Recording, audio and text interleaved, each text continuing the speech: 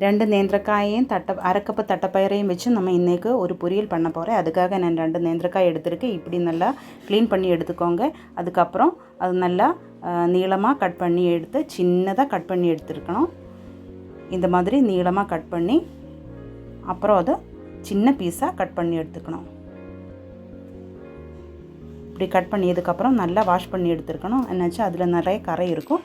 இப்படி க்ளீன் பண்ணி எடுத்த நேந்திரக்காய் தான் அது. அதுக்கப்புறம் அரை கப்பு தேங்காய், மஞ்சள் தூள், கருவேப்பிலை, சீரகம், 3 பல்லு பூண்டு, 6 சின்ன வெங்காயம், 4 பச்சை மிளகாய் இவையே மிக்சியில் ஒரு லைட்டாக அரைச்சி எடுத்துக்கோங்க. அது கடுகு தாளித்து அதில் வச்சு நல்லா வணக்கி எடுத்துக்கோங்க.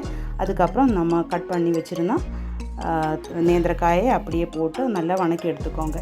அப்புறம் கொஞ்சோண்டு தண்ணி ஊற்றி அதை வேக வைக்கணும். நிறைய தண்ணி தேவையில்லை, சீக்கிரமாக வெந்து போயிடும்.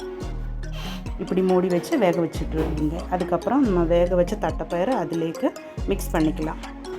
இப்படி மிக்ஸ் பண்ணி எடுத்துருந்தா எல்லாம் நல்லா கலர் விட்டு அதுக்கப்புறம் நம்ம செஞ்ச கேரளா ஸ்டைல் நேந்திரக்காய தட்டைப்பயிர் பொரியல் ரெடி ஆயிடுச்சு. இந்த வீடியோ உங்களுக்கு பிடிச்சிருந்தா கண்டிப்பாக என்னோடய சேனலை சப்ஸ்கிரைப் பண்ணுங்கள், லைக் பண்ணுங்கள், ஷேர் பண்ணுங்கள், கமெண்ட் பண்ணுங்கள். தேங்க்யூ.